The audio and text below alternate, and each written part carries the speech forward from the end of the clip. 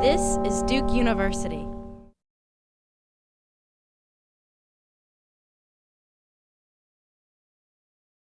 Good evening, everyone. Thank you for joining us for this discussion on navigating the unknown, managing career transitions. My name is Dr. Shakira Lawrence. I'm one of the assistant directors at the Career Center, currently managing the education, government, nonprofit, and policy career community.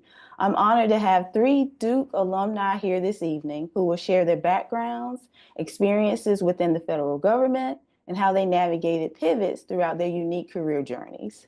As we dive deeper into this timely and important topic, we want to make sure to stay focused on the core issues and themes that will provide the most value to you, specifically strategies to successfully navigate career pivots, the importance of networking, and seeking necessary resources for greater support, just to name a few. We have Crystal Brown, class of 2002, Chris Davis, class of 2005, and Melissa Fiffer, class of 2006 and 2007, joining us this evening. They will introduce themselves further, followed by a Q&A between myself and the panelists, then an opportunity for attendees to ask questions to our panelists. To make sure we stay on track, we kindly ask that you save your questions until the designated Q&A period. We encourage you to jot down any notes throughout the session if something comes to mind before the allotted Q&A time. We will do our best to address as many questions asked. This discussion will also be recorded for future viewing and reference. So with that said, let's get started. A great place to start, please, whoever wants to kick us off, tell us more about yourself, including your education from Duke and any other institutions that you've attended, your work experiences within the federal government, and your current role.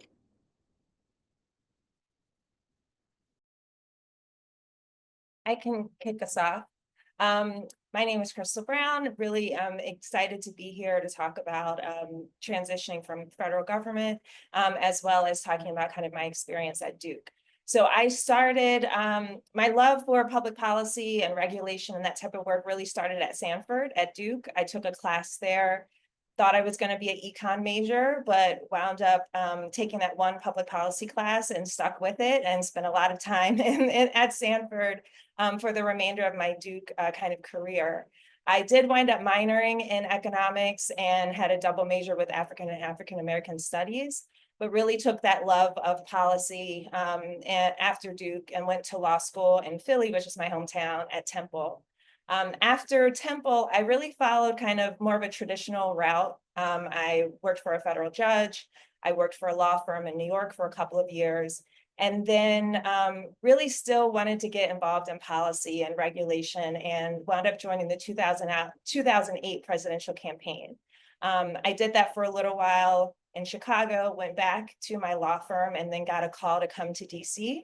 To help vet some potential appointees and presidential appointees, and wound up doing that for about 9 months, and then stayed for the rest of the 2 terms for the Obama presidency. And after that was really when I took some time to kind of rethink what did I want to do next after having that 8 years in federal government, and wound up going to Airbnb and moving to California. And I was there for over 5 years.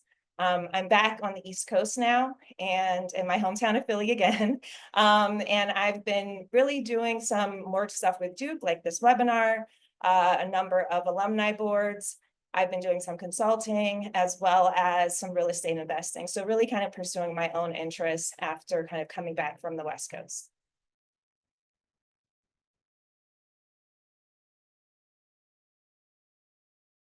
Okay, cool.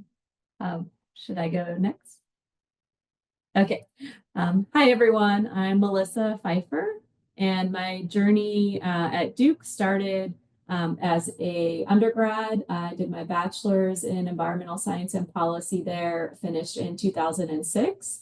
And really, I was one of those people who was passionate about the environment from the beginning. I guess that was maybe unusual, but in general, driving my trajectory was this desire to build a skill set to make some positive impact, hopefully, in society. And Duke equipped me with that, I feel. So then I stayed for an additional year and did my master's in environmental health concentration at the Nicholas School of the Environment. And then after that, in 2007, I took my first job out of school, which was in the federal government. I really wanted to apply what I had learned to a federal environmental policy setting. So taking the scientific skills that we learned and also some of the social science pieces and the other pieces, atmospheric science, et cetera, and putting that together. And so I was a presidential management fellow at HUD, the Housing and Urban Development Department, for 2 years until 2009. And then I really had my sights set on EPA, Environmental Protection Agency, because that has a much broader purview. So at HUD, I was working on, in a small but mighty little office, on lead-based paint and healthy homes. But the scope of what you can do in environmental health is certainly larger at the EPA. And then I was there for 9 years. And then I did maybe a crazy thing, which is what this panel is about, transition. So I went back to school in fall of 2018 to pursue a PhD in environmental epidemiology. So then I moved to go to the Harvard School of Public Health. And then now, for the past couple of years, I'm a senior research scientist at the University of Illinois, Chicago, and working on social and environmental drivers of health disparities. So that's my journey that's brought me here. I'm looking forward to talking with you all today.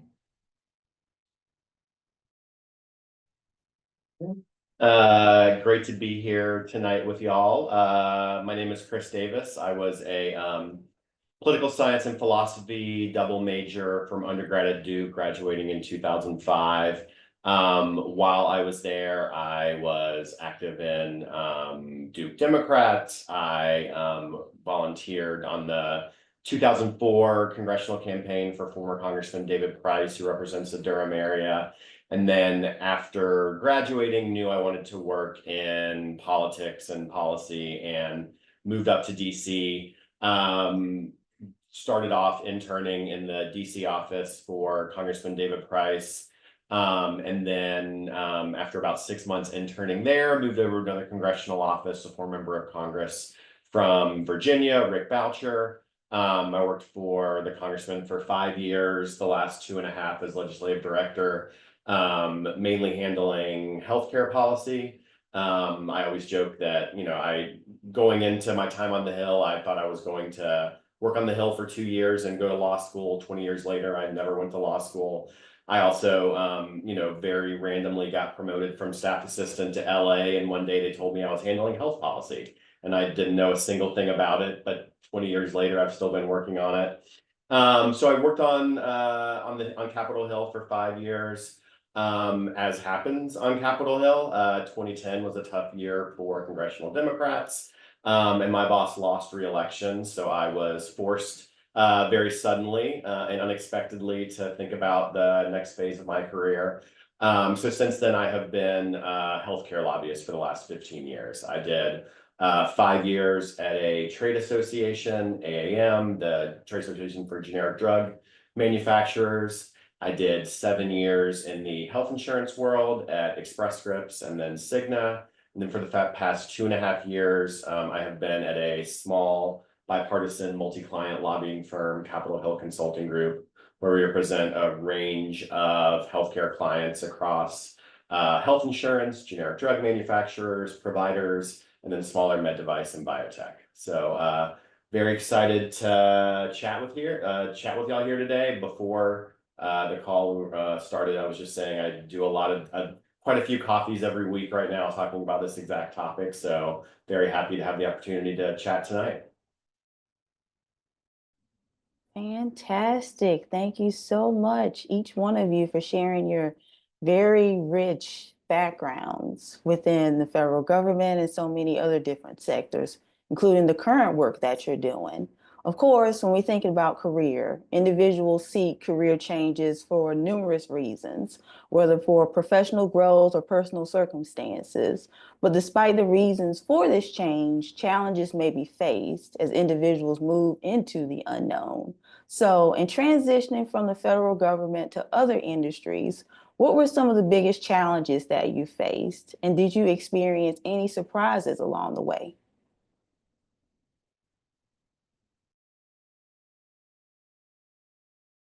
I'll jump in. I would say for me, so I talked about I was in federal government for 8 years in a lot of different roles between the Justice Department and the White House. And I was really like a generalist. I knew a little bit about everything. I worked on everything from environment to oil spills, oil spill response to congressional oversight, to the Affordable Care Act, to education, to criminal justice. So a little bit of everything. And what was a challenge kind of at coming out of federal government was I didn't have that area of expertise. So when you would have coffee with someone, they'd say, okay, what's your area of expertise? What's your industry? What are the company, your top 5 companies on the list? And I would go back to kind of my skill set, and, that was a challenge, and in order to be able to like help give people enough information where they felt like they could help you, because I wasn't coming with, one area of expertise that I worked on for 8 years. But what I did realize throughout the process was just to embrace that I am a generalist. And the beauty of being a generalist is that you can pick up on topics pretty quickly, and your skill set is pretty transferable and can move from industry to industry. That means it may take you longer to find a role coming out of government, because it's not going to be as cookie cutter. But it means that you bring a different skill set to the table. So I would say one of my biggest challenges was trying to really identify what that skill set, the value add to companies in particular industries, because I didn't have that kind of deep dive from my federal government experience. I think for me, one of the biggest challenges, was really that I felt like working on, and this is maybe a little more specific to Capitol Hill, but I think it has some good lessons in how I dealt with it.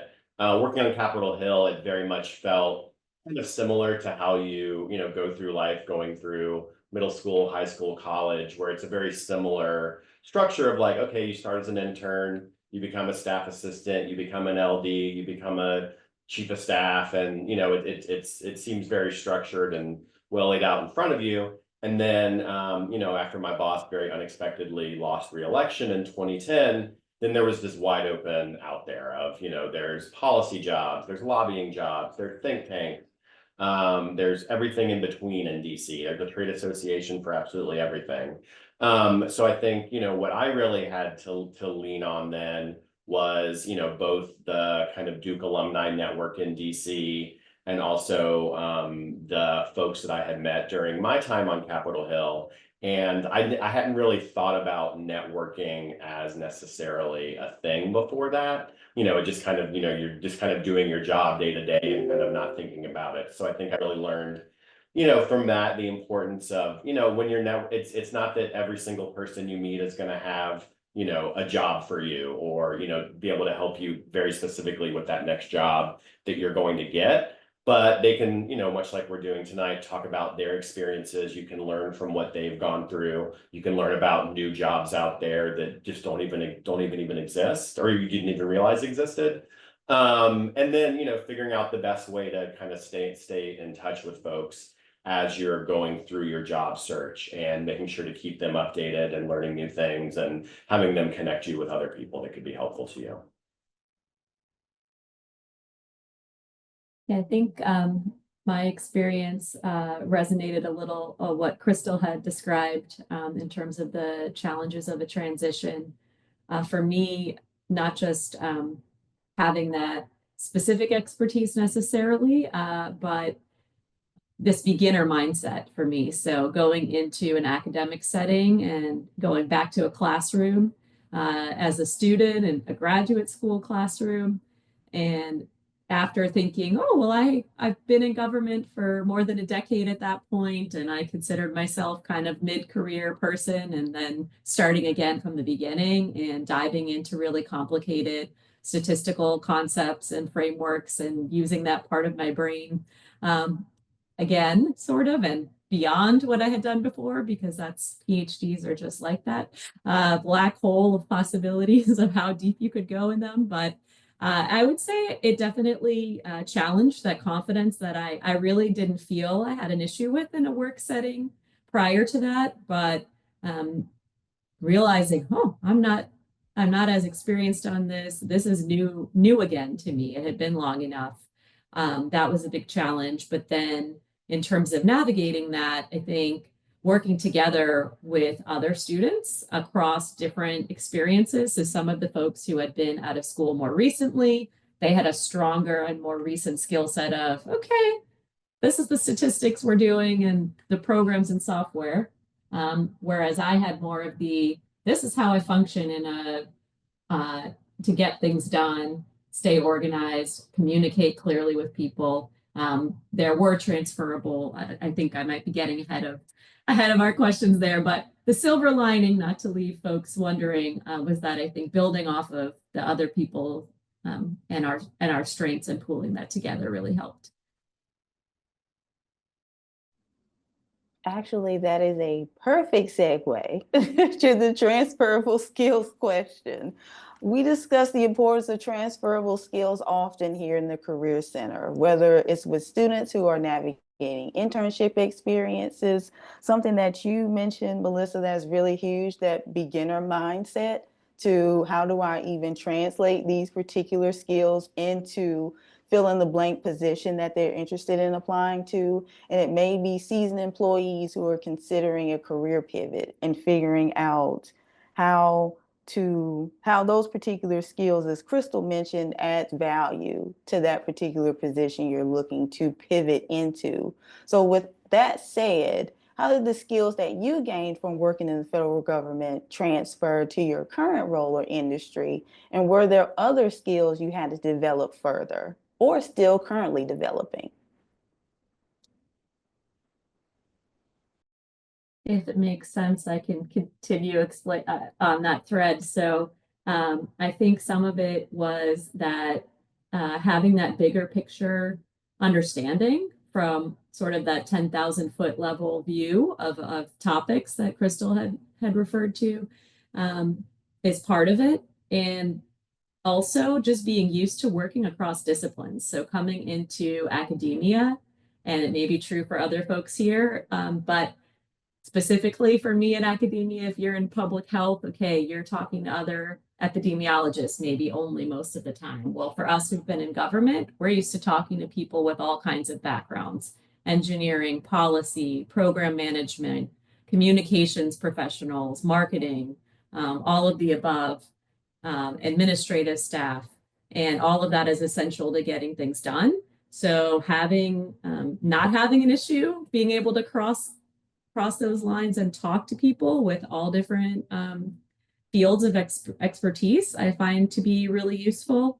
And also working with people on the big issues that we want to tackle. So in my case, looking at environmental issues, sustainability, climate, public health, you need people from all different fields working on that. And I guess related to that, coming from government, you have some understanding of the policy relevance of what you're doing too. So rather than necessarily getting so bogged down in this is the specific study research question that I'm looking at, the analysis I'm going to do, that's all obviously important and key to the scientific integrity of your work, but it also helps to think, and it keeps me motivated to be able to think, how does this potentially translate probably years down the road into some meaningful change in a policy setting, whether that's local, state, federal level.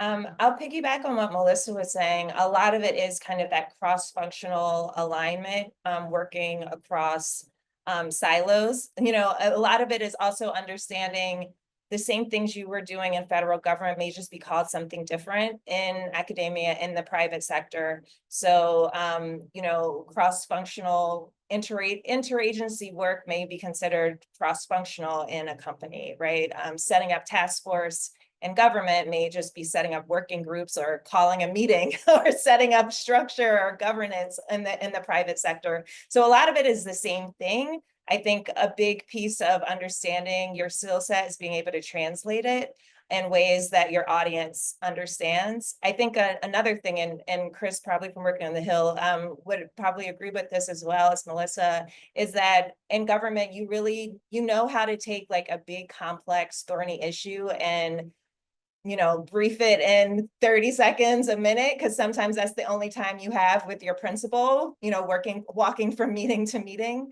And that's a really good skill, wherever you wind up outside of federal government, because you can take a pretty thorny issue and just distill it pretty quickly and identify for the listener, like the most important parts that they need to know. So that's another skill set I think that's been really helpful and transferable. I think the other issue is understanding the culture for wherever you are transitioning into, whether it's a type of firm or academia or a tech company. Like that's one way that you'll need to adapt kind of your skill set, because it is going to be different than the federal government. I think that's a little bit of what Melissa was talking about as well. So I think that's exactly right. I think back to, my time on Capitol Hill when my boss would say, okay, there's the, 400-page bill. Can you translate that into a 3-paragraph summary for me so I can decide, what to do on it? Which I think is, extremely helpful, obviously, in other sectors of work as well.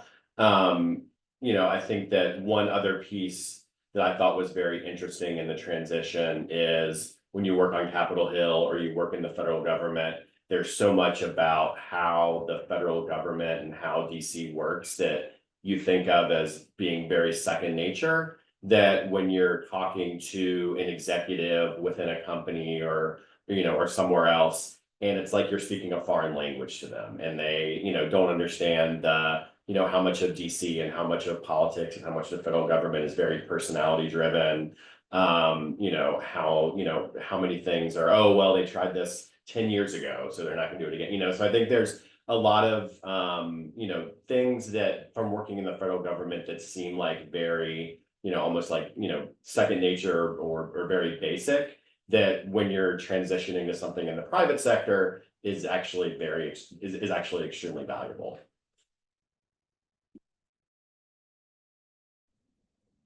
That is actually another great segue leading into navigating the unknown, especially when you're used to a particular environment and then you're transitioning to another environment. It's like, whoa, okay, what is this next step? Navigating the unknown can mean so many different things within a person's career journey, whether it's adjusting to the start of a new administration as a federal employee, whether it's a student that's seeking out new funding sources after completing a PhD program, or debating whether to pivot from being just an employee to being an entrepreneur or a small business owner. So during your career uncertainty that you've experienced throughout your career journey or at certain times in your career journey, what helped you to assess whether to pivot to a new industry, stay in your current field, or pursue entrepreneurship? And in the midst of that uncertainty, how did you manage any stress that occurred? I can kind of jump in and start there. I think for me, I think that the biggest stress for me in my career transition was obviously after my boss lost re-election in 2010. I think my boss, so we lost re-election in November, and then we were out of our congressional office by mid-month, and then I started my next job in March. So I had 3 months of quite a bit of uncertainty there where I was unemployed. I think for me, keeping a regular schedule, keeping regular contact with folks, and keeping that kind of regular routine, I think was very helpful for me during that time. I think the another very big career transition for me was going from being an in-house lobbyist to now doing multi-client work, where when you're in-house, it's much more kind of defined in what you're doing, whereas I started here and, my week is just wide open, and it's, you have to, figure out, what your clients need and what, relationships I'm developing on the Hill and things like that. So it's just really a lot of, I think, time management for me, was very important in figuring that out, because, now there are some days where it's, 7 o'clock and I'm still kind of answering emails. So it's kind of just figuring out the, the best way to kind of prioritize and kind of think through the day. Can share some things next. I think a lot of what you said, Chris, resonated with me. I think that in times of transition, kind of reflecting on what's worked for you before and got you through it, and then for me, so both when I was making the transition into grad school to start the PhD program, and when I graduated from it, I was thinking about, am I going to try to go back into government or do something in academia, or many options in between. Going back to mentors over the years, or even just trusted friends, former colleagues, we all end up advising each other along the way in different parts. I also give a shout out to Allison, since she's on the call. The Nicholas School also did a little bit of coaching with me. So I think going back to the people who really know you and know what drives you and your strengths does help to feel centered in times of transition. And then I think also just knowing, I think we put a lot of pressure on ourselves that the path has to go in a certain order. And for me, that wasn't the case. And I often would find myself saying, and I didn't say it today, so bonus points for me today, but, oh, I didn't take a conventional path, right? Because I finished school, then I was in government, and then more than 10 years later, I went back to grad school, and now I'm in academic settings. So doesn't have to be a final decision. A lot of it comes down to timing. So in fact, when I went to pursue the PhD, part of the timing decision there came from talking to a trusted mentor in DC in 2016, who said, well, you're at the EPA in 2016, and you've been talking about going back to school for a degree in public health and going deeper into the statistical and epidemiology methods. Maybe this is a good time to do that. I'm not saying that's the advice for everyone, but there is a timing element to it, and also a knowledge that just because you take a next step doesn't mean that you can't go in a different direction later. You're continuing to build a skill set that you can work from. Yeah, I would just to add on to both what Chris and Melissa said, I would say one big thing when you're kind of figuring out the transition and thinking about a pivot is knowing what kind of your non-negotiables are. And it can be a short list, but at least some things that you know that you want, and understanding that may change. So coming out of federal government, I knew that I really wanted a company experience, to go work at a company. And that was kind of the top of the list. Now, I also said I didn't want to move to the West Coast, and I wound up in California. So that's why I'm saying you never know, where that first non-negotiable is going to take you. But I kind of kept that as my North Star. And it did, to Chris's point, to Melissa's point, it's going to take time, and timing is very important. So it took me longer than a lot of my other colleagues to land. It took longer than I thought it was going to be, but that's because I had that goal and I wanted to reach that goal. And I thankfully had the flexibility to be able to have that extra time to reach that goal. So I think you're going to know, like, your gut's going to tell you. And the important thing is you're going to have a lot of advice coming in, listening to your own gut and the advice of those trusted mentors, like Melissa said, that have your best interests at heart. And sorry, I just want to jump back into, just because I think some things Melissa and Crystal said there really resonated. I think that's exactly right about having that group of like trusted mentors. I think of it as kind of my personal kitchen cabinet that I ever go to, whether it's, I'm thinking about my next job, or I have a question where I'm like, I just need a gut check on this. Am I thinking about this totally crazily? The other piece too, I think, and I went through this recently when I was thinking about going the transition from being in-house to doing multi-client, was I had a lot of imposter syndrome of, there's no way I can like well, what this is, I have no knowledge to provide that could be helpful. Why would I possibly think that, people would hire me to do this? And I think that, it's remembering that like everyone kind of feels that way at some points in their career. And it's good to kind of jump into the unknown and push yourself and try something completely different, like Melissa was saying earlier. So kind of remembering that mindset that, everyone, it seems like everyone kind of, has it together and knows what they're doing, but everyone's having those same kind of self-doubts at different times.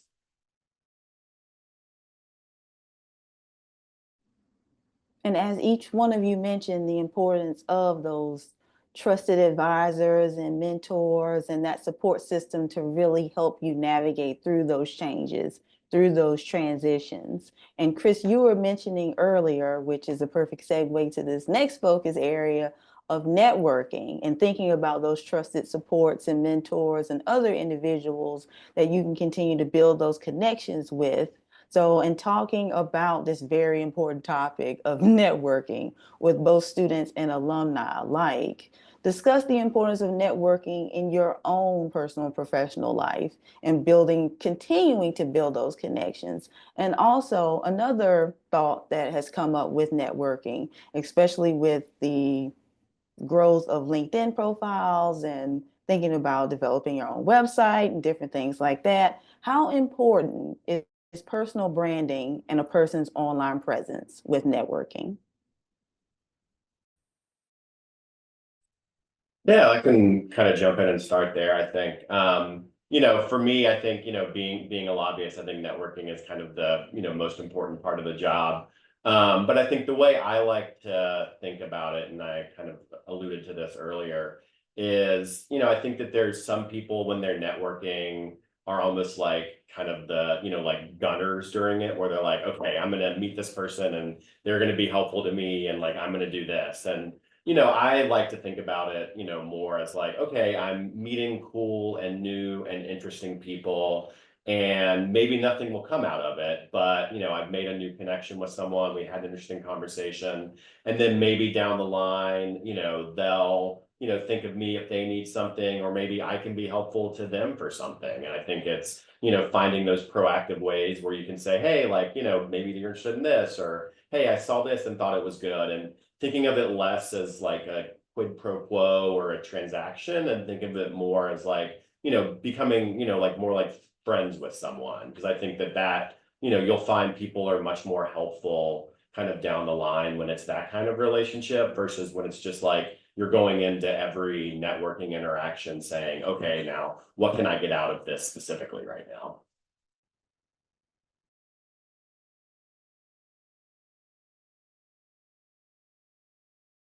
I think another approach to networking is it's really just talking to people, right? And so I think that sometimes, especially people who may be nervous about it or feel like it's a lot of extra stress, like, oh, I've got to talk to all these people, I've got this list, et cetera. And, people, you can put kind of a lot of pressure on yourself. It just have to think about it as talking, right? It may be someone senior that you're reaching out and you just want to get 10 to 15 minutes of their time, whatever is flexible for them. You may have more set of your questions for something like that. But it may be a peer, it may be someone you went to college with like a long time ago, maybe someone who worked for you. Like, I think just kind of taking some of the extra stress out of it. And like what Chris was saying, like, it's not like I have to get something out of this one conversation. You're creating longer term relationships, that you may reach out to this person, in 5 years or 10 years, or they may reach out to you, right? It's really just relationships. And I think that kind of takes the temperature down a little bit, in terms of feeling like the added pressure you may feel like to network with, this many people at this many times, when you're looking for a job. And I do feel like also when you're networking it's good to get kind of that external advice, but also kind of continue to check it against your internal compass, right? We were talking about like your gut, what your trusted advisors are saying, because people are coming with their advice from different perspectives. And I have found that sometimes you've got to kind of listen to it, but all of it, you're not always going to adopt. And that's fine. Everyone's going to have their own viewpoint, but it's important to kind of measure that against where you know where you want to go.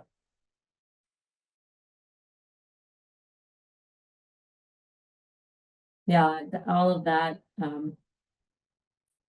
relates, and I agree with everything you both said. I want to give a specific example of building connections, and Crystal, you mentioned lasting relationships, and so actually in my case, that long arc of a journey that got me where I am now, I'm actually working currently for my mentor from Duke, is now director of this research group at University of Illinois Chicago. So it just happened that way. You never know. I didn't plan it that way. To Chris's point, I didn't say like, hi, I graduated, I expect a job from you because I know you and this is what I want to do. It was more of a regularly keeping in touch with those folks in your network, kind of keeping an eye on what's going on and checking in.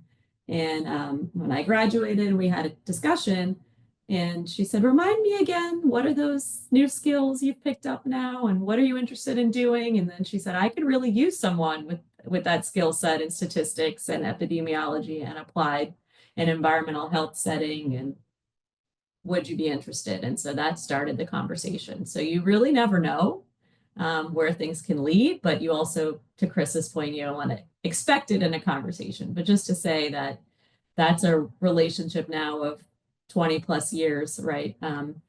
So that's one thing. The other thing I wanted to say, because Shakira, you mentioned LinkedIn and how to use it and is it important? And I have been using it probably a little more in recent years, partly because I also manage our research team's LinkedIn page. So I'm on there adding things when studies come out or conference talks to promote them. But right now, it's probably particularly useful. I'm seeing lots of folks in my network post about what's going on with job openings and looking out for each other in their network. Also posting when new things come out in the news, they're sharing it. Places you can find data that may be hard to find right now, places where it's being backed up. And just generally supporting each other. So it's a nice way to maybe keep tabs on what's happening in your field right now by being on LinkedIn. And sometimes I'm seeing the news there first on some of those topics. So, and certainly on job opportunities. Nice. It is great to hear that. Definitely using that as a resource hub from what I've also been seeing with students and alumni alike, really looking to that not only as just networking per se, but also building connections and seeing other people in the field like, hey, let me reach out to this person, ask certain questions, or get to know more about them and their background and what they're experiencing as well too. Wow, what a time. What a rich conversation that we've had. Talking about transitions, navigating the unknown, networking, building connections, the importance of mentorship. Before I open it up to Q&A with the attendees, I wanted to allow each of you the opportunity to share any additional lessons that you've learned throughout your journey so far, along with any advice or additional words of wisdom for our attendees, whether it's about building resilience, the difficulty of dealing with rejection, and how it looks to continue to press through when it feels the most challenging.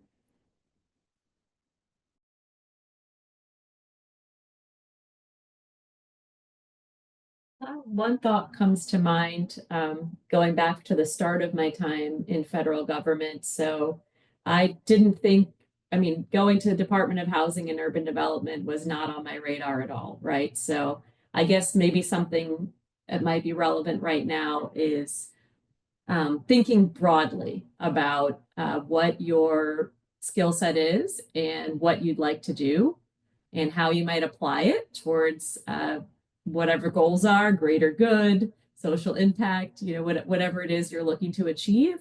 Because I didn't even know about that office at HUD that worked on lead-based paint and healthier indoor homes and all of that. So, and if I had put a search in USA Jobs and limited it to EPA or Council for Environmental Quality or whatever the different executive branch agencies were that I knew worked on the environment, I would have missed it, right? So I guess I would say broaden the search terms, both, you know, literally and figuratively in your conversations as well as your online searches. And know that you may not end up staying in that place, but it'll get you moving forward to your next step. And I did learn a lot from that experience being in a smaller office where we did a lot of things hands-on versus then being like a smaller fish in a bigger pond when I moved to EPA and we covered so many different topics. So I think just keeping things more open and giving yourself some grace in that is helpful along the way in a time of transition.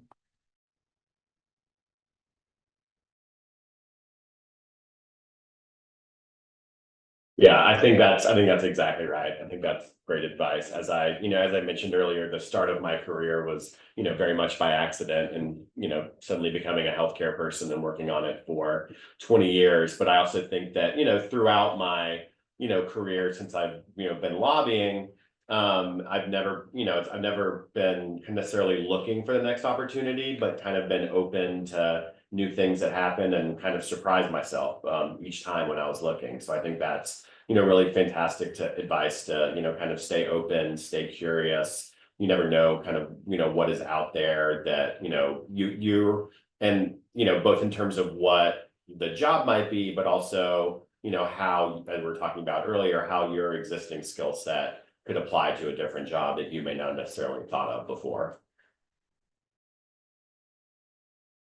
Yeah, and just to add to that, I would say, it's okay to get a no, right? If you're not getting a no every now and then, maybe you're not pushing yourself, right? Or putting yourself out there as much, or trying things that you aren't safe, right? So I think just understanding that through a process, through a transition, there is going to be some type of rejection. There's going to be highs and lows. It's going to take time. And I think Chris mentioned this earlier, like, other people are going through those same uncertainties and those same ups and downs, even though folks may not talk about it all the time, but it's okay because other people are going through that. And you just realizing like, that's part of my process. That's part of getting to where I'm, going to be next. And like Melissa said, it doesn't mean like you're going to be there forever. It may just be kind of that next step that gets you to the next place you're going to be. Yeah, and I think you all are right, especially right now. That's got to be even more the case as there's a lot of uncertainty in funding in academic settings, in government. So just give yourself some extra, the pressure you put on yourself on potentially being rejected for something or looked over. There may just be more folks out there right now applying, and we don't have all the visibility into what their organization's facing. So don't assume it's you and that, you weren't qualified, and back to that imposter syndrome point that Chris had raised earlier. It can be tough, but keep going. Absolutely. Thank you all so much for sharing. And Melissa, it's interesting because I actually said that recently to a student, just to remind them to stay encouraged that no, it's a lot of challenges going on currently. Just really, like you mentioned, like you all mentioned, giving yourself grace, but continuing to push forward and not give up during this time as well, too. So thank you all for sharing your wisdom, your insights, your encouragement for all the attendees. And now for any attendee who is interested in asking questions to the panelists, please feel free to ask any question that you're interested in. You can place your questions in the Q&A tab, and we will be able to answer them accordingly. So one attendee wants to thank you all so much for sharing all of your experiences and your areas of expertise. They were wondering if you could share thoughts on balancing being selective when considering job offers, even with the current market. I think this may go a little bit back to what I was saying about kind of when you're kind of non-negotiables and how those can change in terms of being selective. I think you've got to kind of figure out, even in the current market, kind of what are the top one or two things, that you definitely want. And that could be anywhere from like flexibility, location, industry. I mean, high level things. Like I said, I wanted to work in a company. And I think it's okay to still be selective over those few things, but also be kind of flexible, because you don't know, as you like start interviewing potentially for a job, really what like that job really is until you start the process. So I guess what I would say is it's okay to still be selective, but in a market where Melissa was saying there's just more people possibly out there, it may make sense to at least, apply for the job, get the recommendation, have that first or second conversation, because it actually may be different than you thought it was going to be. The example I said about moving to California, I was like, no, it's got to be on the East Coast. But once I started the interview process, it fit my #1 company. And then I started the interview process. I went out to California. I met all the people there. The former colleague I worked for was the one that I'd be working for again. And I was just like, oh, this feels right. Like it feels wrong because it's on the West Coast, but it feels right. And then I kind of jumped because I was like, I'm just gonna go with it because it does at least fit that top criteria, and the rest of it seems right. And sometimes you're not gonna know until you're actually in the job. So what I would say was, keep true to maybe those one or two top things, but explore a little bit more, because you really never know. Yeah, I love that. I love that framing of keeping your non-negotiables up front as you're thinking about it. And I think, as you were saying, I think it never hurts to interview somewhere. And I've interviewed at dozens of jobs over the years, and sometimes, like you were saying, Crystal, you kind of get into it and it's a completely different thing than you thought it was in the beginning, both in a good or a bad way. But I think your framing of it as non-negotiable summed it up better than anything else I could repeat right now.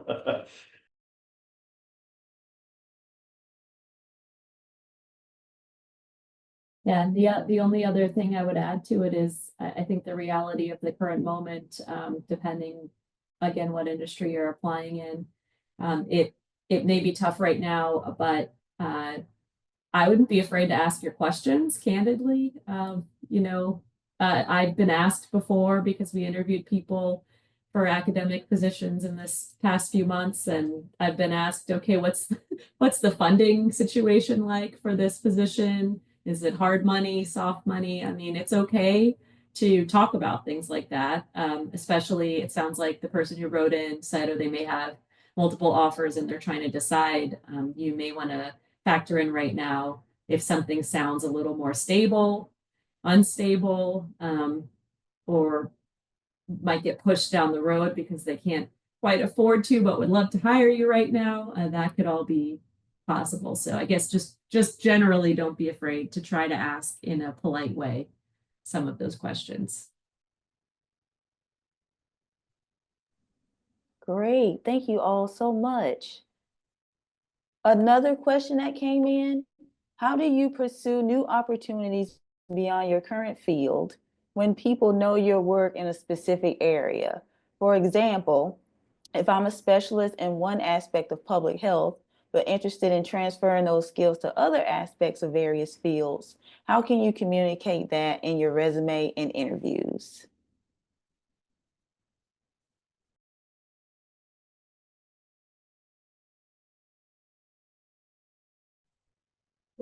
I think, kind of as, Melissa was saying earlier there, in terms of as you're, asking those questions during the interview, I think it's being, very upfront. And I think when I've, been on the kind of interviewing end of people, and it's like, well, just be very direct and upfront about, yeah, like this is, and, and don't wait for it to be asked necessarily, but say, yeah, this is kind of this is my resume might be a little strange for this position.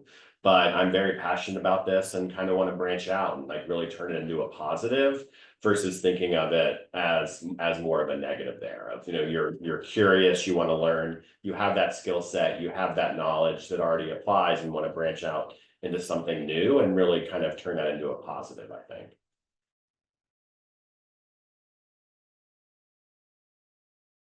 I would also say, is there a like work or job way you can get experience in the other thing that you're interested in? So it may be joining a group, taking a course.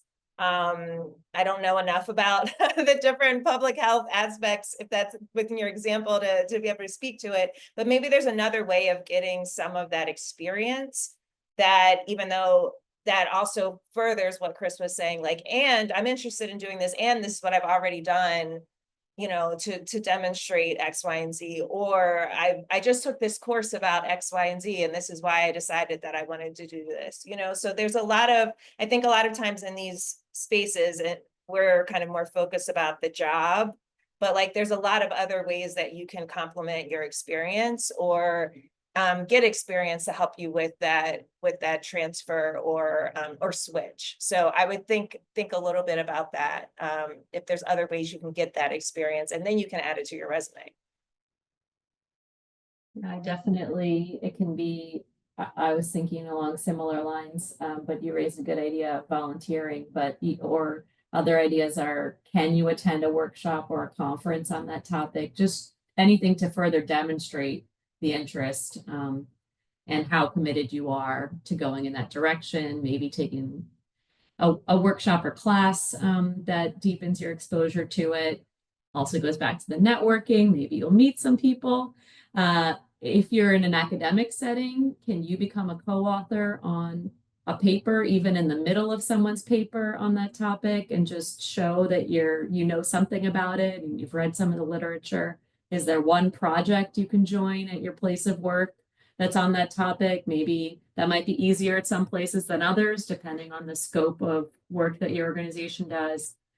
You really want to try to help tell the story. And I know that can be hard. And I can give one example for me, and it's still something I'm figuring out and figure out at different stages of our career. But when I went back to do the PhD and grad school, I had to be able to say, well, here's why I still have some chops in environmental health and I can like deeply understand the scientific questions here, although my main role in government had been largely more on the program management side, sustainability partnerships, versus a smaller amount of my time had been spent on a scientific type of role. I wasn't in research. And I was able to do a fellowship for a few months. This is through the federal government. There are some arrangements where embassy can ask for help of a technical expert. And I went to do a project at the U.S. Embassy in Beijing, and looking at air quality and health. So then I had a specific thing I could refer to when I came to those applications for grad school, when I came to those conversations with potential mentors in different graduate programs, to say, well, I was already passionate about this. I had some training and relevant skills that would enable me to do this work, but my commitment was kind of reaffirmed and invigorated by this more recent experience. So if you can point to even just one thing, I think that helps go a long way, especially if it's a little more recent in your resume.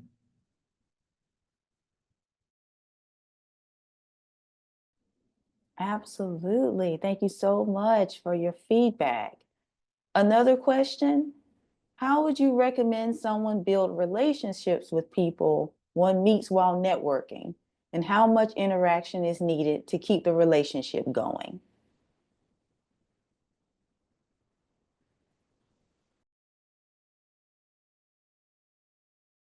I'm probably an over communicator, so I'll just say that you'll know if you kind of hit it off with someone and they seem like they want to help you out.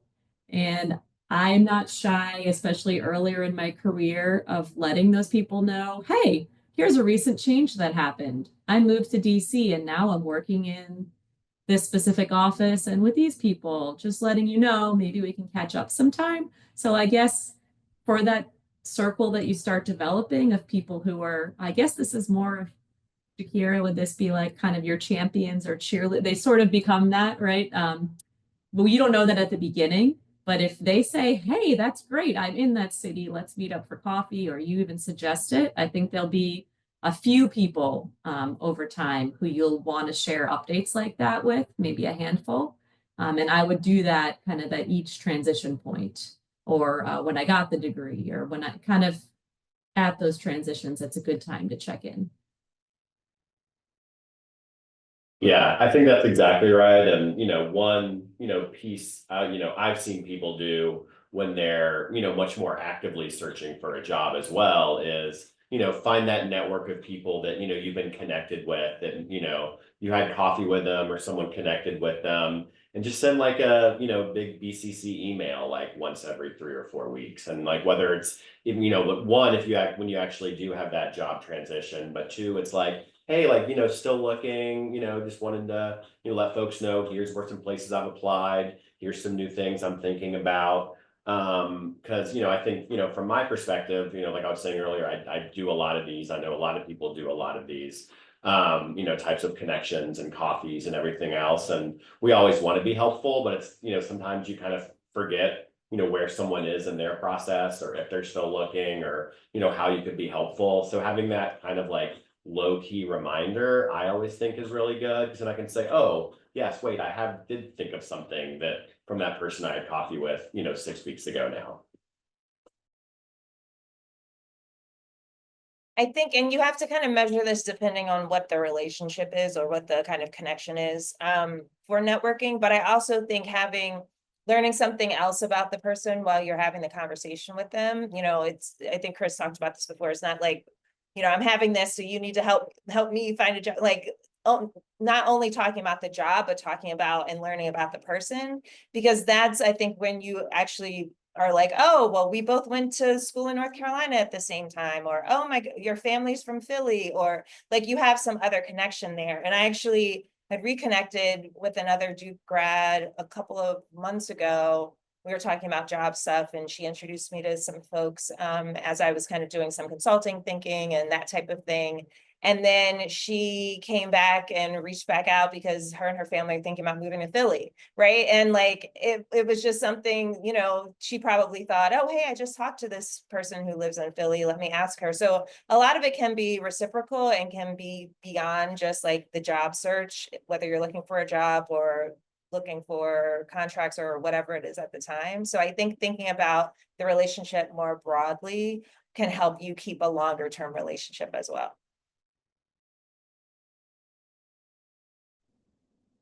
Fantastic. I feel like this next question is a segue from what everyone has just discussed and shared their thoughts about.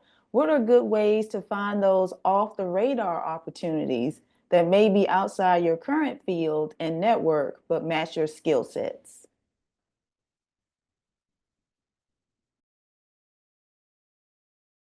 Networking. Yeah, I mean, I don't know, Melissa, Chris, if you have to add, but mostly all my roles have been through networking throughout my career, because a lot of times there's jobs that aren't posted yet, but people are thinking about it, or they don't know if they need someone until they meet someone that has that skill set. So I think number one for me for that would be kind of networking, keeping people abreast of kind of what's going on with you, to the extent that it makes sense, right? But that would be my thought. But Chris and Melissa, feel free to jump in to add.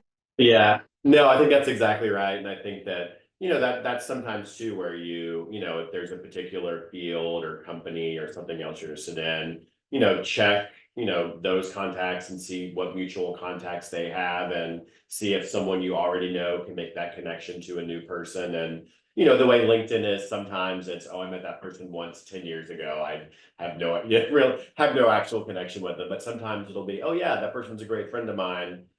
happy to connect you and just do that informational interview, or sometimes do that. I mean, I get a lot of blind outreach on, LinkedIn as well of, hey, I'm just curious about what it's like to be a lobbyist, and would you, Zoom or grab coffee, depending on where they are, that kind of thing. So, the worst you can get is a no in that. So, I think, that kind of outreach, I think, is really helpful too when you're trying to learn something new outside of your existing one.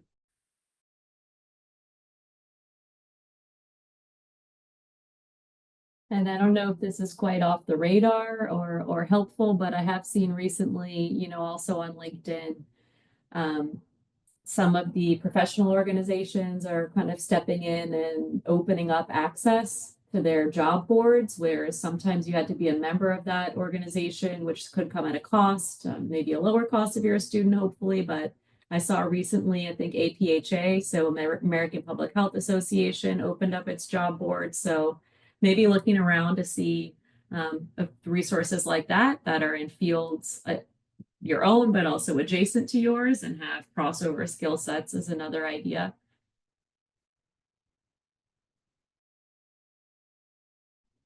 Actually, Melissa, that's a perfect segue to this other question. Any tools or approaches you suggest for the job search?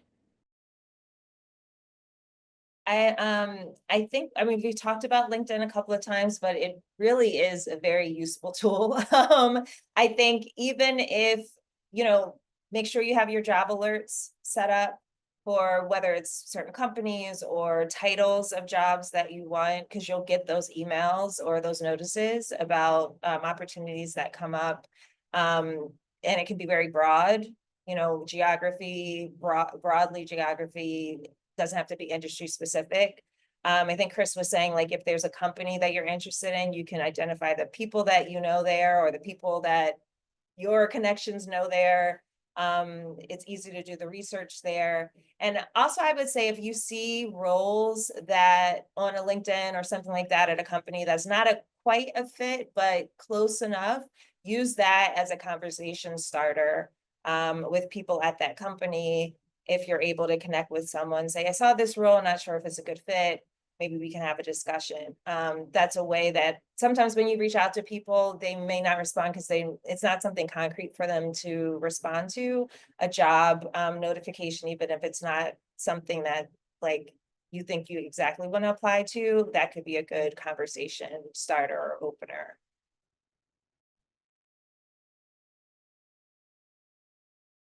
That's a good point, and that can even happen on the front end. I like your suggestion on the front end. Sometimes it happens on the back end. You apply, and it gets you into a pool of applicants that have passed some initial screening criteria, and you don't know the realm of possibilities of jobs that haven't been posted yet at that organization or in other offices within that organization. So not that people want to hear the advice of apply for more things, because it is work, and reworking your resume for different fields is definitely work. So I'm not underselling that, but you never know behind closed doors and into that organization, they may be looking for something that ends up being a good fit for you.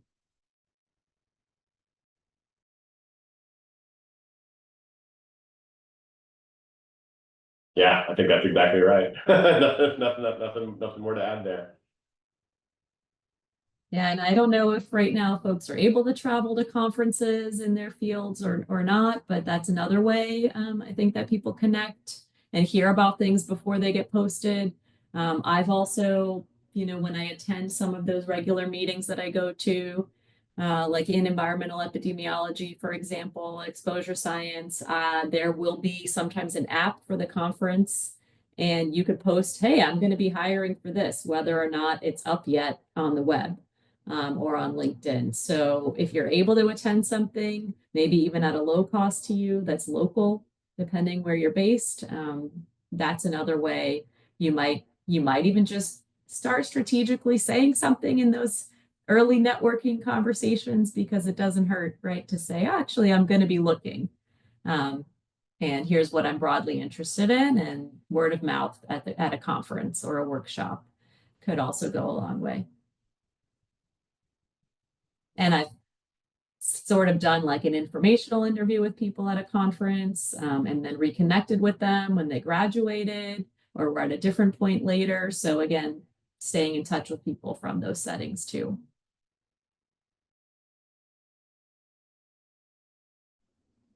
Great. Thank you all so much. Any additional questions? Oh, actually, there is another question. How much should seekers be posting on LinkedIn?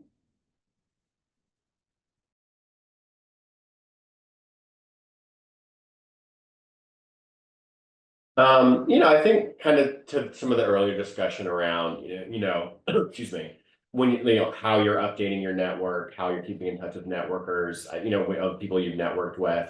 I think of that kind of similarly with LinkedIn, do what feels right for there's a reason to do it or there's something interesting versus just doing it for like the sake of, all right, it's every 4 days I have to post something. So make it meaningful, make it interesting, make it feel natural to you versus kind of doing it for the sake of doing it.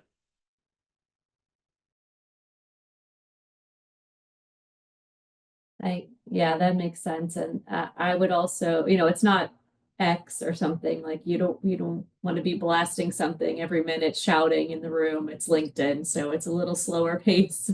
People are not necessarily logging in every hour of every day or every day even. So that sounds about right to me for the cadence. And the other thing you can do on LinkedIn is, think about how many connections do you have, and maybe adding some more folks if you can.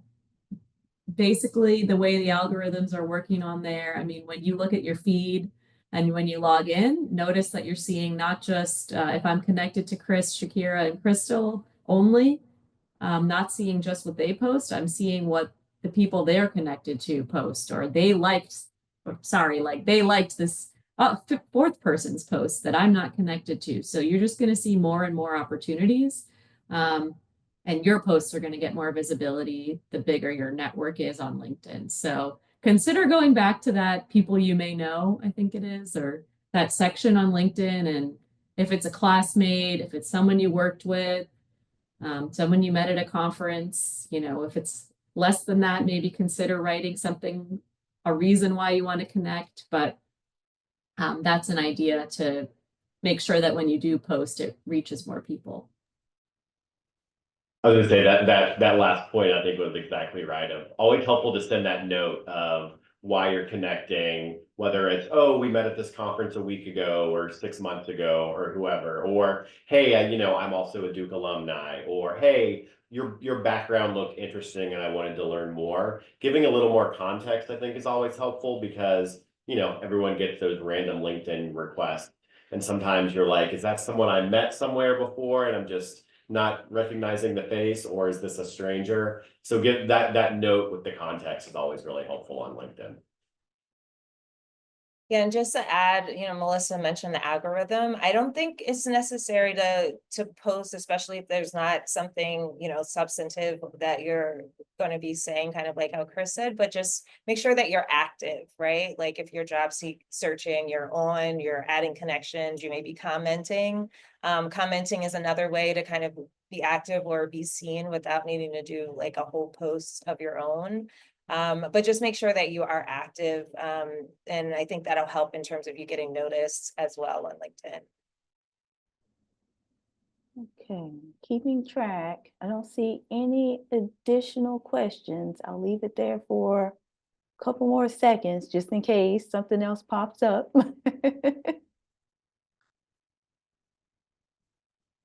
want to make sure that everybody had an opportunity to ask any pressing questions or anything like that. Definitely want to make sure.